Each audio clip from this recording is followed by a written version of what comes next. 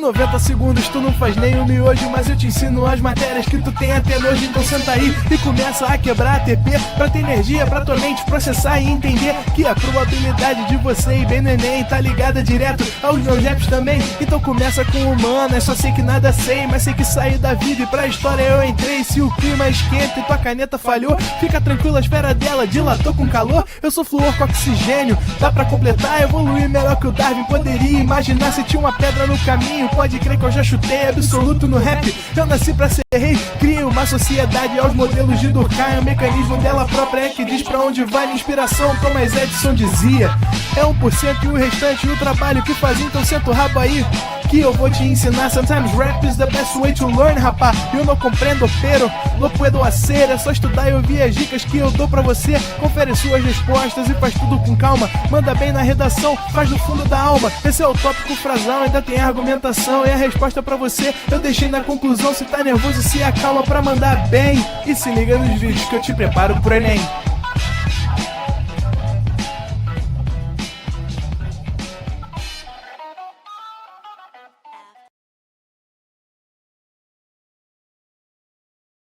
Eu tenho tantas perguntas, eu não sei nem com quem que eu posso tirar minhas dúvidas para avançar nessa matéria. Hoje é sábado, eu tenho que esperar até semana que vem para resolver. Me ajuda! A nova turma pro Enem vai te ajudar. Com o nosso Tira Dúvidas 24 horas, você envia a sua dúvida a qualquer hora do dia. Eu sei que você assiste muitos conteúdos de aulas por dia, muitas dúvidas podem surgir. Foi pensando nisso que o ProEnem separou uma equipe especializada de professores para te ajudar na sua preparação. Aqui você vai ter disponibilidade total para enviar as suas dúvidas a qualquer hora do dia. Os nossos professores vão te responder por texto, por mensagem e até por áudio. Tá esperando o quê então? Vem pra Turma Enem Pro 360 e mande a sua dúvida pra gente.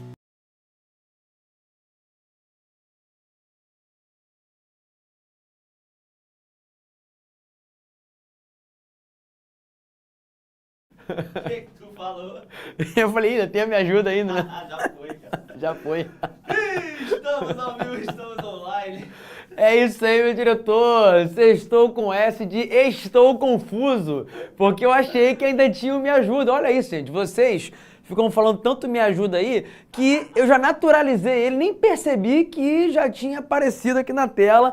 Então, muito boa noite a todos e a todas que aí estão para nossa última aula do dia.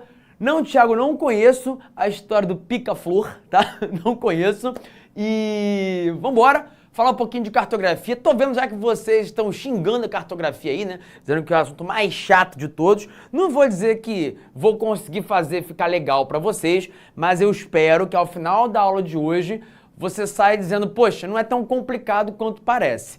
Serão 2 aulas de cartografia, não é hoje, que vamos falar de projeções cartográficas, sobre projeção cilíndrica, cônica, isso aí é só na semana que vem.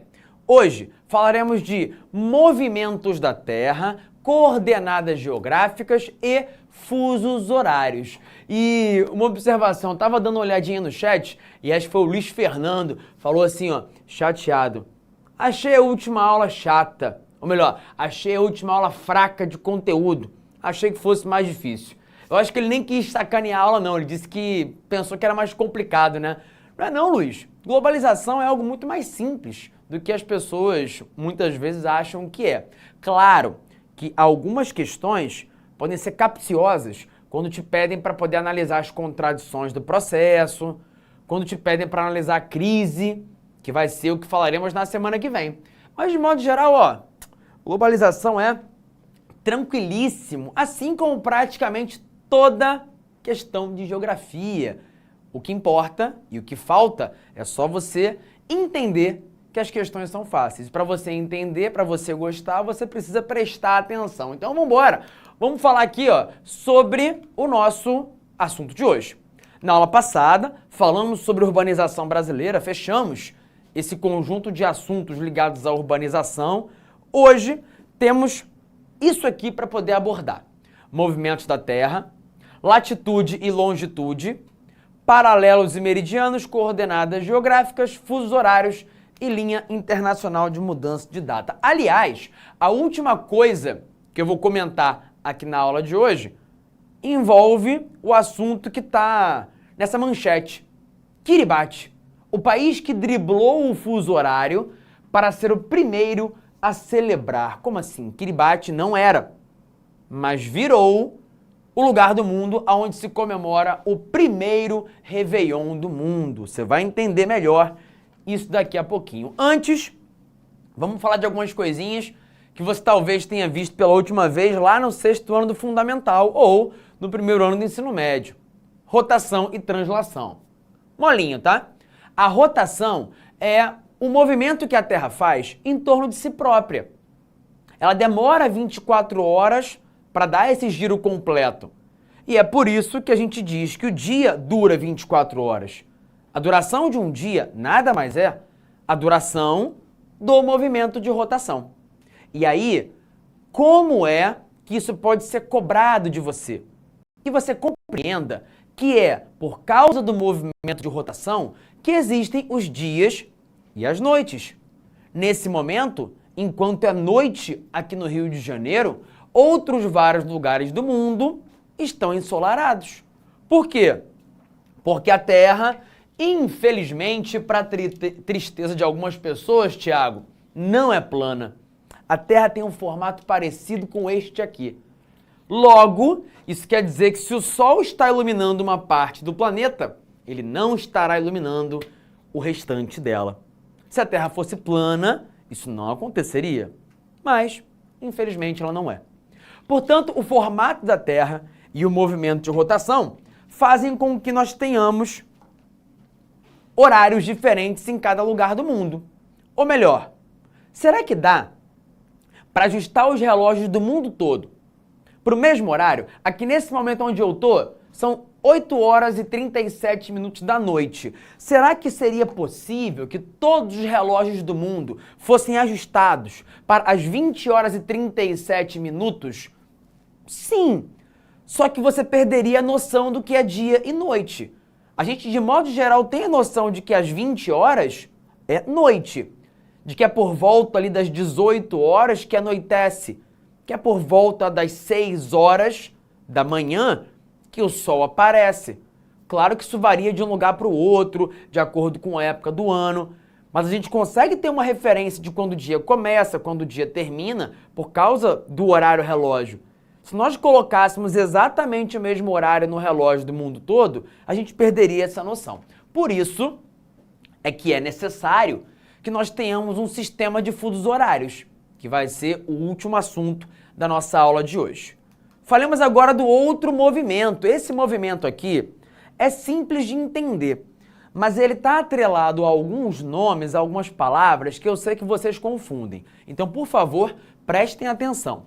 A translação é o movimento que a Terra faz em torno do Sol.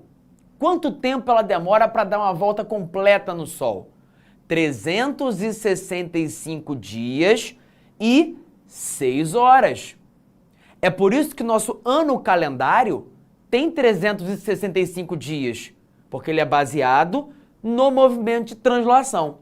E você sabe que a cada 4 anos a gente tem um dia em fevereiro, que é o dia 29, mas só a cada 4 anos. É o famoso ano bissexto. E por quê? Porque se a translação demora 365 dias e 6 horas para se completar, vai somando as 6 horas desse ano com as 6 horas do ano que vem, já deu 12. Com as 6 horas do ano seguinte, 18. Ó, tô bem na matemática, hein? Brabo, viu? Que se segure. Mais 6 horas do 4º ano consecutivo, completei 24 horas. Então, a cada 4 anos, a gente ajusta o calendário, acrescentando um dia a mais em fevereiro, e esse ano é chamado de ano bissexto. Entendido? Agora, uma coisa importante. Você sabe que em cada época do ano, as temperaturas vão variar um pouquinho, dependendo do lugar onde você está. Quando nós tivermos uma aula sobre clima, você vai entender isso um pouco melhor. Mas eu só quero que você entenda agora por que que existem estações do ano. Olha, temos aqui, ó, a Terra nas minhas mãos. A Terra... Ih, ó, ficou zoado, ficou transparente, porque tem um verdinho, né? Então a Terra é inclinadinha. Ela tem um eixo de inclinação assim, ó, tronchinho, tortinho. E o fato de ela ter esse eixo de inclinação e girar em torno do Sol é o que faz com que tenhamos estações do ano. Acompanha comigo. Se a Terra, em cada um dos momentos do ano, está posicionada de um jeito em relação ao Sol, isso significa que em uma certa época vai ter uma área recebendo mais luminosidade do que a outra. Vai ter uma área recebendo mais calor do que a outra. Por isso que em certa época do ano faz mais calor, em outro momento faz mais frio. Agora você sabe qual é a estação que vai começar aqui no Rio de Janeiro e em grande parte do Brasil no dia 21 de junho? Hoje é dia 26 de maio. Daqui a pouco, no dia 21 de junho, vai começar uma outra estação. Você sabe qual é? Para quem mora lá no norte do Amapá, aí a história é outra, porque já é uma parte do Brasil que está no hemisfério norte, né? Olha aqui o Brasilzão da massa, ó. Tem um pedacinho do Brasil no hemisfério norte.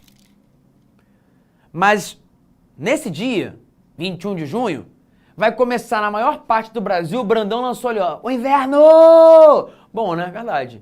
Então ele já pegou o sotaque da nossa atriz, né? Para poder me ajudar. Obrigado. Então o inverno vai começar na maior parte do Brasil no dia 21 de junho. E aí eu te pergunto, você sabe qual é a estação que vai começar ao mesmo tempo, no mesmo dia, no hemisfério norte? Você sabe. Qual é? O verão. E a pergunta é, por quê? Por quê? Vem comigo para outro quadro aqui rapidamente. Se a Terra é redonda e ligeiramente inclinada, isso significa que o Sol estará sempre iluminando, ou quase sempre iluminando mais uma parte dela do que outra parte. No dia 21 de junho, a posição da Terra em relação ao Sol vai ser mais ou menos essa. O hemisfério norte vai estar recebendo muito mais luminosidade do que o hemisfério sul. Conclusão, no dia 21 de junho, começará o verão no hemisfério norte, enquanto no hemisfério sul começará o inverno. 6 meses depois, o que é que vai acontecer? O contrário. 6 meses depois, no dia 21 de junho, ou melhor, 21 de dezembro, olha o solzão da massa aqui, ó, bolado. Agora a Terra virou um ovo, né? No dia 21 de dezembro, o que vai estar acontecendo é o hemisfério sul estará recebendo muito mais luminosidade do que o hemisfério norte.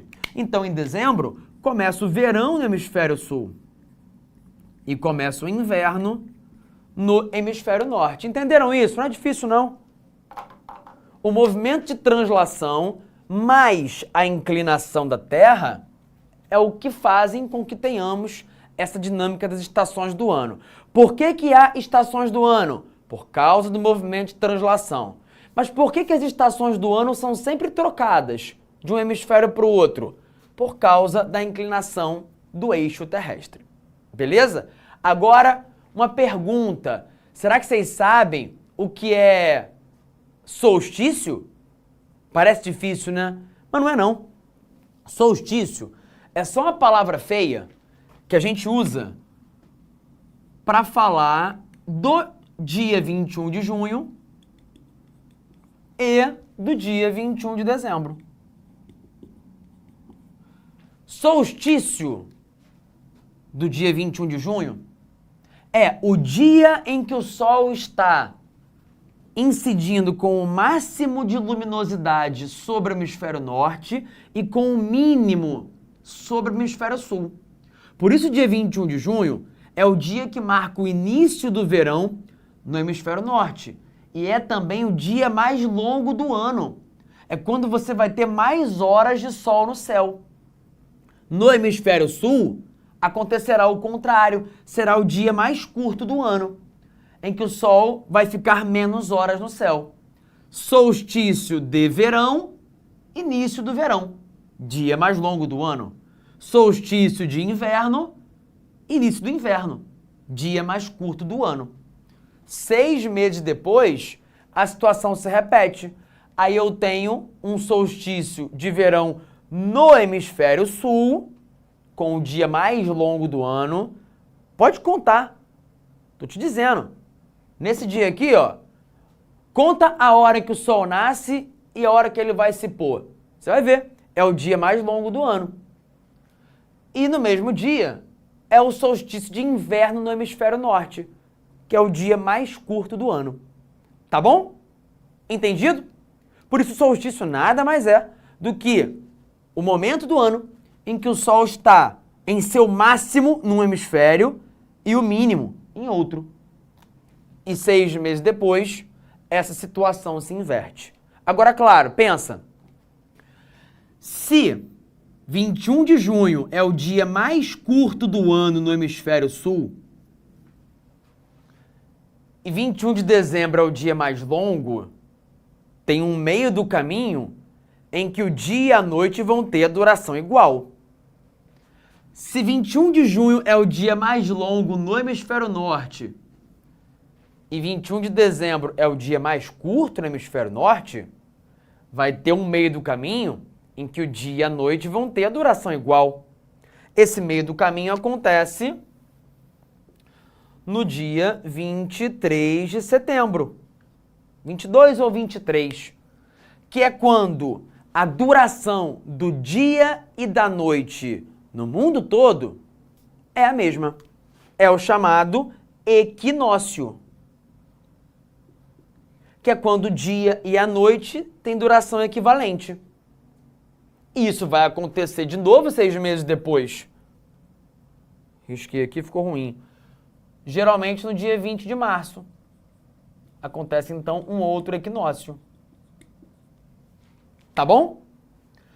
Se o solstício marca o início do verão e do inverno, trocados os hemisférios, o equinócio marca o início da primavera e do outono. Tá bom? Ah, mas eu sempre confundo. É super fácil. É só lembrar das coleções de roupa de lojas. Coleção primavera-verão. Coleção outono-inverno.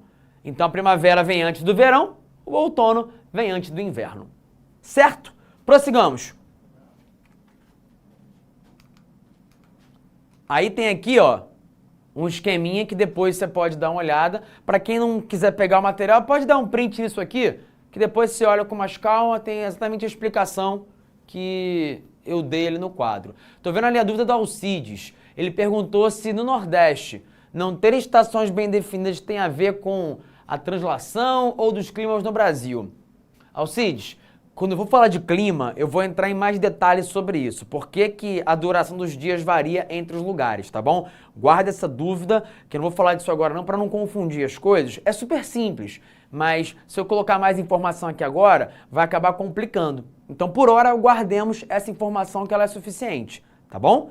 Outra coisa, latitude e longitude. Você sabe a diferença disso? Não sabe? Uma é uma distância que tem a ver com a linha do Equador. A outra, que tem a ver com o meridiano de Greenwich. Vamos lá para o nosso outro quadro de novo, que eu vou dar uma rabiscada. Se você confunde latitude e longitude, eu vou te dar um exemplo aqui que é tosco, que é constrangedor, mas fazer o quê? A gente se submete a certos tipos de constrangimento em prol da educação. Quando você for lembrar do que é latitude, o que você vai fazer?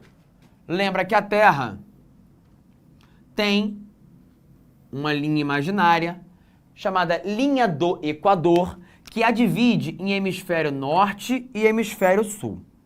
Lembra que latitude é uma distância que vai variar da linha do Equador, e a distância da linha do Equador para ela própria é 0, até o extremo norte, onde a latitude é 90 graus norte, ou o extremo sul, em que a latitude é 90 graus sul. Aí como é que você vai gravar isso aí? quando você for lembrar do que é latitude, você vai lembrar do cachorro. Por quê? O cachorro late, au au. Então, quando o cachorro late, ele abre a boquinha aqui, ó, pra cima e pra baixo, pra norte e pra sul. Então, tu vai lembrar, ó, montou a mãozinha aqui, ó, a boquinha do cão, do dogo, e aí você vai lembrar da latitude, que varia pra norte e pra sul, tá bom? Latitude, distância de um ponto qualquer em relação à linha do Equador. Leandro, e qual o macete para eu lembrar o que é longitude? Nenhum. Porque se você quiser gravar macete para lembrar de duas coisas opostas, você vai se enrolar. Então grava um só. É o que eu sempre falo. Ah, eu não sei a diferença de esquerda ou direita. Então grava um dos dois. Tu sabe qual a mão que tu escreve, não sabe? Eu sou canhoto. Eu sei que essa é a minha mão esquerda. Então, por oposição, o outro lado é o lado direito. Eu sei que a latitude, que me lembra o cachorro, vai variar da linha do Equador para norte e para sul. Então, por oposição, eu vou saber que a longitude é a distância de um ponto qualquer em relação ao meridiano de Greenwich. Tem macete? Tem, mas é bobo. Ela varia para longe, né? Varia para oeste e para leste. Eu, se fosse você, gravava só um dos dois, tá bom? E aí, com isso, você não se confundia mais. Vamos lá para o nosso outro quadro. Tá aqui, ó. Latitude varia de 0 a 90 graus norte e de 0 a 90 graus sul, em relação à linha do Equador. Longitude varia de 0 a 180 graus para oeste e 0 a 180 graus para leste. Pera. Mas por que 180? Meu Deus, a Terra tem uma circunferência de 360 graus. Bora dividir em dois? 180 para um lado, 180 para o outro. Por isso, a longitude varia de 0 a 180. E é com base na latitude e na longitude que você consegue identificar isso aqui, ó, as coordenadas geográficas. Juan, já brincou de batalha naval? Já, né, pô? Quem nunca? Vocês aí, sem dúvida, já brincaram de batalha naval. Basicamente, é isso que você tem que entender para poder saber o que são coordenadas geográficas. Como assim? Vamos lá pro nosso outro quadro. Tô te dando trabalho hoje, né, Juan? É pro povo não dormir. Cartografia é tão chato que se tu não ficar se mexendo muito, o pessoal vai começar a falar: tô com fome, me ajuda! Quero ir embora! Imagina o seguinte, ó. Eu tenho 4 colunas e algumas linhas.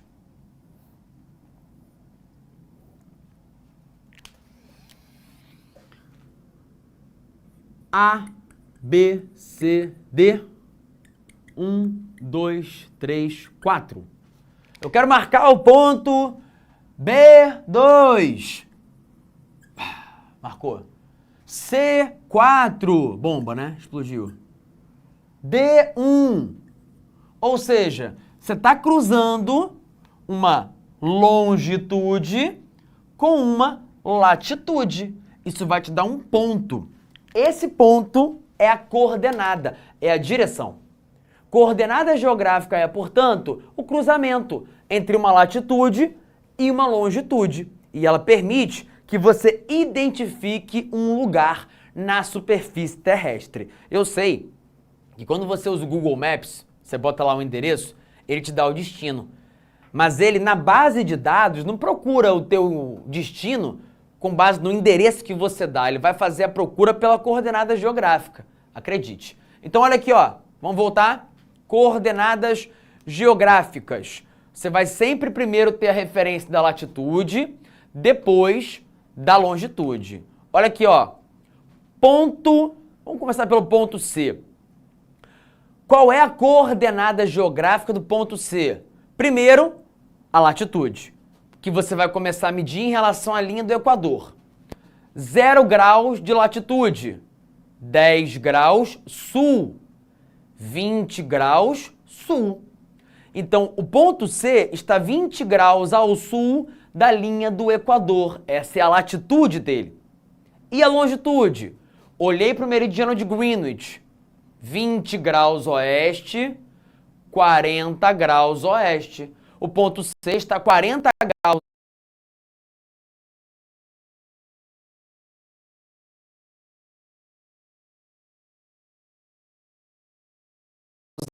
oeste do meridiano de Greenwich. Portanto, o ponto D tem a seguinte coordenada: 20 graus sul, 40 graus oeste. Primeiro, sempre a latitude, que é norte ou sul. Depois, a longitude, que é leste ou oeste.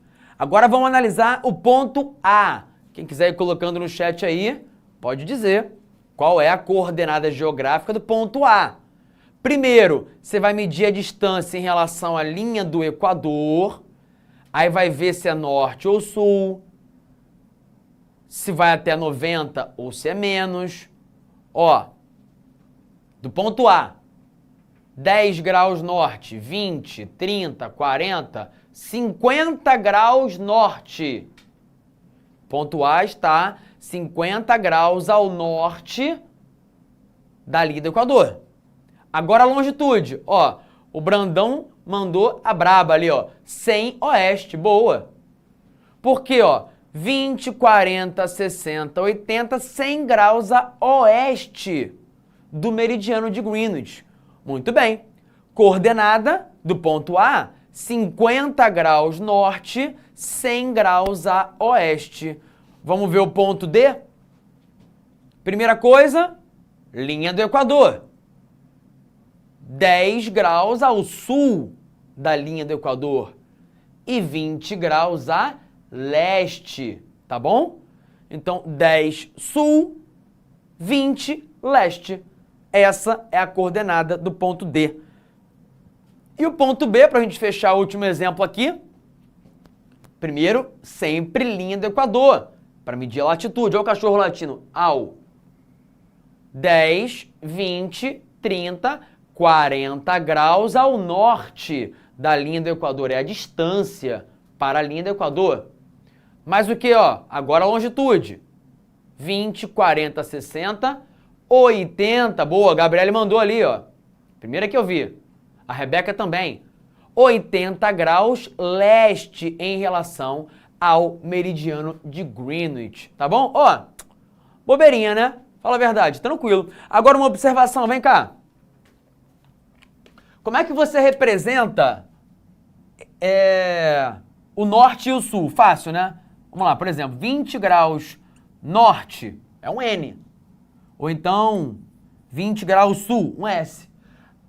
E se for leste? É 20 graus norte, 40 graus leste. Beleza, minha coordenada.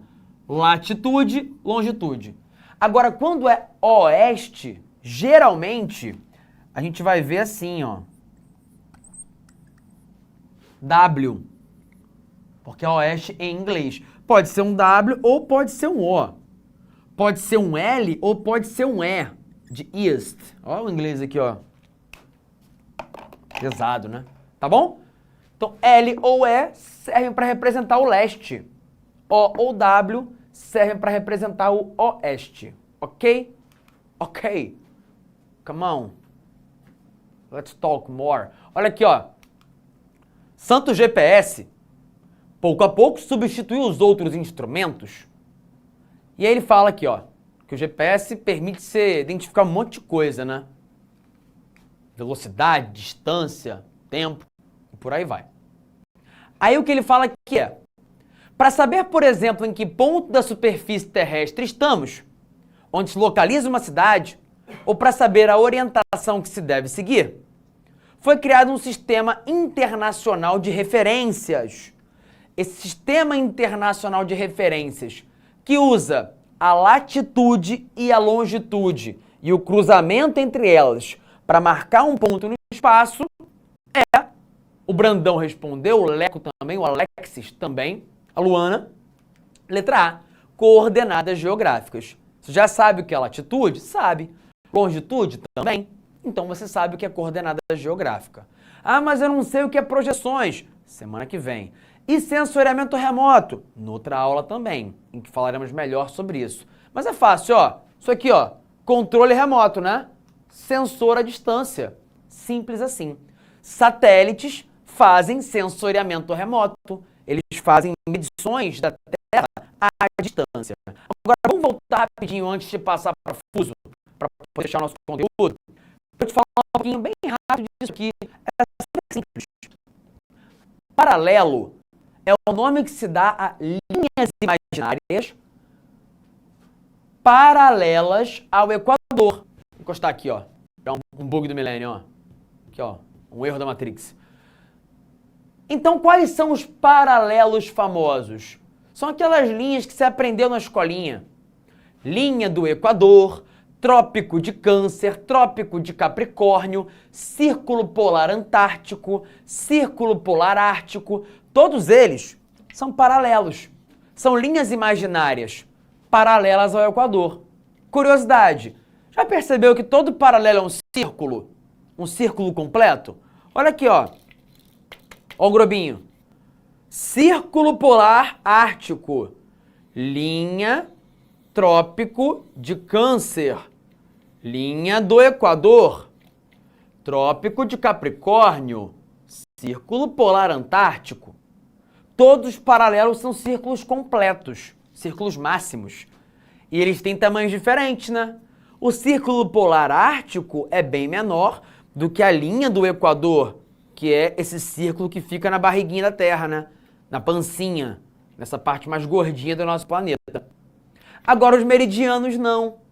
Os meridianos são semicírculos. Ó, meridiano aqui, tem um meridiano aqui, ó.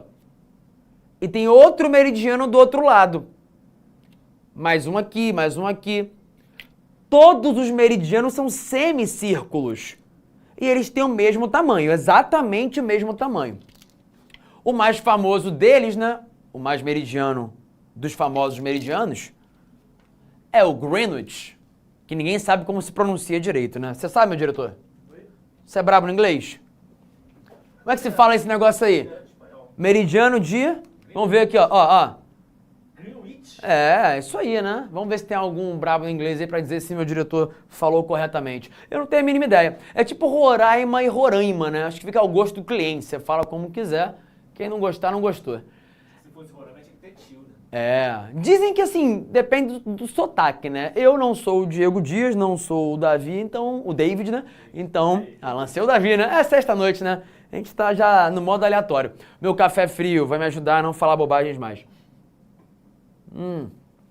Nossa, que horror.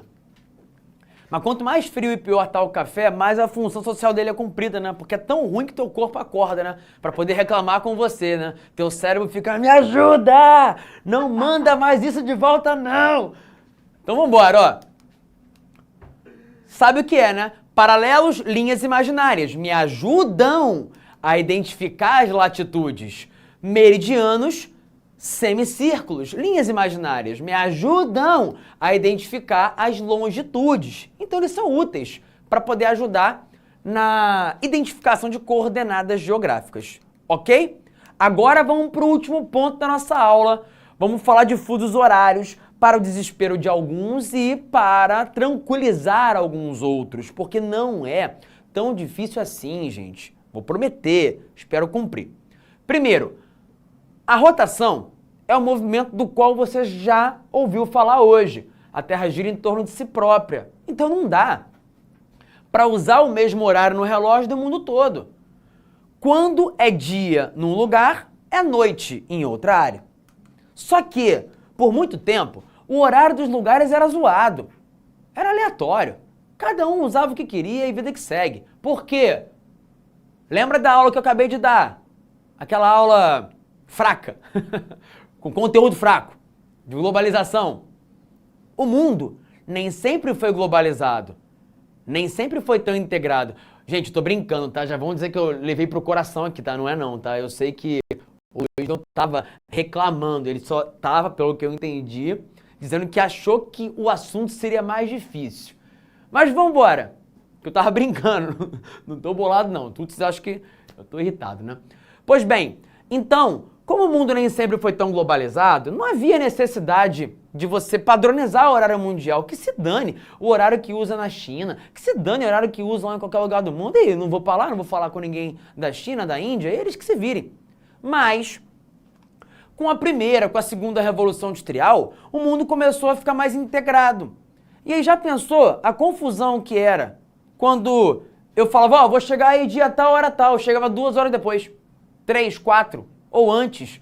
Mas como assim? Não, cheguei na hora, não chegou não. Por quê? Cada um tinha um relógio no horário diferente. Não dá certo. Por isso foi necessário criar um padrão, um sistema de fusos horários. Como que ele foi criado? Bem simples. A Terra tem 360 graus de circunferência. E ela demora 24 horas para girar em torno de si própria. Divide isso, você vai dividi-la em 24 pedaços. Com 15 graus de longitude, de largura, cada um deles. Então, a Terra foi dividida em 24 zonas horárias, em 24 fusos horários, sendo que a cada fuso que você se desloca, você muda 1 hora no seu relógio, tá bom? Aí o Luiz Fernando, vou mandar um pedido de desculpas pra ele no direct. Luiz, ó, tá desculpado, não tinha nem que pedir desculpa, relaxa, é bom que você movimentou a aula. E o pessoal que tava aí, ó, sonolento, acorda pelo menos pra poder comentar. É válido. Vamos lá para outro quadro? Foi mal, Juan? Tô te enchendo o saco hoje, mas é necessário. Necessário é. Nem cavalo aguenta, né? Olha aqui, gente. Escolheram um meridiano para servir como referência, o meridiano de Greenwich, que a Inglaterra era quem mandava e desmandava no mundo naquela época, né? Aí ela falou, tá, vamos criar um sistema para padronizar a hora do mundo? Vamos embora. Qual vai ser a base, o lugar que vai ser o marco de referência? Ah, vai ser o meu e acabou. Por quê? Porque eu sou a Inglaterra. E ponto final. Então, o meridiano, a linha imaginária que passa pela Inglaterra, o meridiano de Greenwich, foi usado como referência para esse sistema de fusos. E como cada fuso tem 15 graus de largura, o pessoal contou metade de 15, 7,5. Metade de 15, 7,5. Pronto. Então temos aqui o nosso primeiro fuso, o fuso 0. É o fuso em que eu tenho o horário do meridiano de Greenwich, tá bom? O fuso GMT ou fuso 0. Você sabe onde é que o Sol nasce? Se é a leste ou a oeste? Vocês sabem? Vocês sabem, né? Qual é a terra do Sol nascente? Japão. Então, se o Sol nasce a leste, isso quer dizer que quando o Sol nasce no Japão, ele ainda não nasceu na Inglaterra. Ou seja, todo mundo que está a leste da Inglaterra terá o horário adiantado em relação ao horário inglês. Quando o Sol nasce na Inglaterra, ele não nasceu aqui no Brasil ainda. Por isso, todo mundo que está a oeste da Inglaterra terá o horário atrasado em relação ao horário inglês. Atrasado quanto? Depende. São quantos fusos mesmo? 24. Porque o dia dura 24 horas. Se esse é o fuso 0, vamos começar a contar. Aí eu boto, ó, um fuso para cá. E qual vai ser o horário nesse lugar?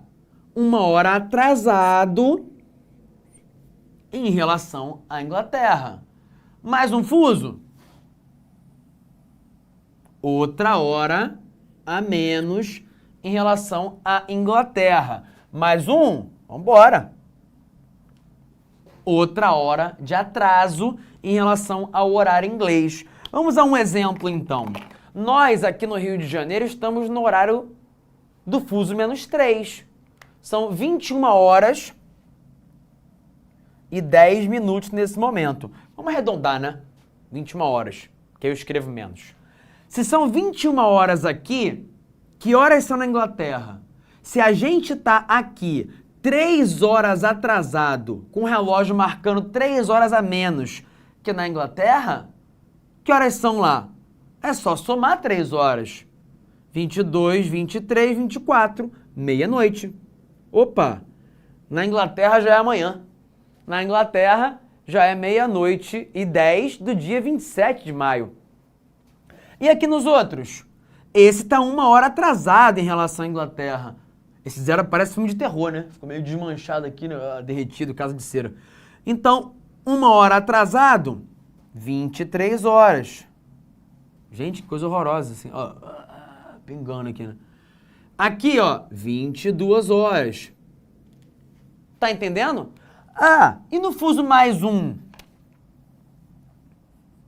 É só somar 1 hora. No fuso mais um já é 1 hora da manhã do dia 27. Tá bom? Então é simples, gente. Deslocou para o leste, acrescentou horas no seu relógio. Quantas? Quantas forem as diferenças de fusos horários. Se eu sair daqui e eu tô indo para um lugar que tá no fuso mais 3, eu saio da Inglaterra e vou para um lugar do fuso mais 3, eu vou somar 3 horas no meu relógio. Se eu saio da Inglaterra e venho para um lugar, Fernando de Noronha, que está no fuso menos 2, quando eu chegar, eu vou ter que atrasar o meu relógio em 2 horas. Agora, olha só, cuidado, para não cometer esse erro bobinho. Se eu estou no fuso menos 3, fui para um lugar no fuso menos 2, cheguei lá, quero acertar o meu relógio. O que eu faço? Tiro 2 horas? Não! Porque se eu estava no fuso menos 3, o meu relógio já estava 3 horas atrasado em relação à Inglaterra. Então, se eu saio daqui, do menos 3, e vou para cá, eu fui para o leste. Eu tenho que adiantar o meu relógio. Em quantas horas? Em 1 hora. Porque a diferença entre o fuso menos 3 e o menos 2 é de 1 hora. 1 hora a mais. Se eu saísse do menos 3 para o menos 1, a diferença é de 2. 2 horas. 2 horas a mais. Então, sempre lembre disso. Se você sai de um fuso e vai para o outro, você tem que mudar no relógio o número de fusos do seu deslocamento. Se eu fui 2 fusos para o leste, eu somo 2 horas no meu relógio. Se eu vim 3 fusos para o oeste, eu diminuo 3 horas no meu relógio. Tá bom? Vambora. A Roberta falou, primeira vez que entendi isso. Pois é, Roberta, é tranquilo. Eu vou, inclusive, prosseguir falando disso semana que vem para poder fazer alguns exemplos com vocês. Vou falar um pouquinho de horário de verão. Vou mostrar como é que alguns países mexem um pouco no fuso de acordo com os seus interesses. Olha aqui, ó. A China era para usar vários fusos, mas o governo falou, não, vou usar um fuso só no país todo e dane-se. Porque cada país tem autonomia para poder ajustar o fuso de acordo com os seus interesses. E para fechar, eu vou comentar uma coisa. Semana que vem, ou melhor, agora dá para fazer isso aqui, ó. Se estamos no fuso menos 3, no ponto C, e são 21 horas, que horas são no ponto L? 1 hora a leste do ponto C. 21 horas, 22, 23, meia-noite. 1 da manhã, 2 da manhã e por aí vai. Se são 21 horas aqui no ponto C, que horas são no ponto S? É só diminuir 1 hora. 20. Então tem lugar do Brasil onde ainda são 20 horas. Tem lugar no Brasil onde ainda são 19 horas. Porque o Brasil, como você pode ver aqui, ó, tem 4 fusos diferentes. O menos 2, que é o de Noronha, o menos 3, que é o da maior parte do Brasil, o menos 4 e o menos 5. Tá bom? 9h15 exatamente agora. Na semana que vem, continuamos falando de cartografia e vou começar a aula falando de fuso. Para te dar a dica de como é que você pode, uma vez na vida que seja, viver no intervalo de menos de 24 horas, 2 réveillons consecutivos. É isso mesmo, tá? Não é feitiçaria, é tecnologia. Você pode... Ninguém sabe desse slogan, né? Procura aí no Google aí, não é feitiçaria, é tecnologia. Você vai encontrar algo muito antigo e muito tosco. Fato é, semana que vem eu vou te falar sobre linha internacional de mudança de data e te dar o bizu para você tirar onda curtindo 2 vezes o Réveillon no intervalo de menos de 24 horas.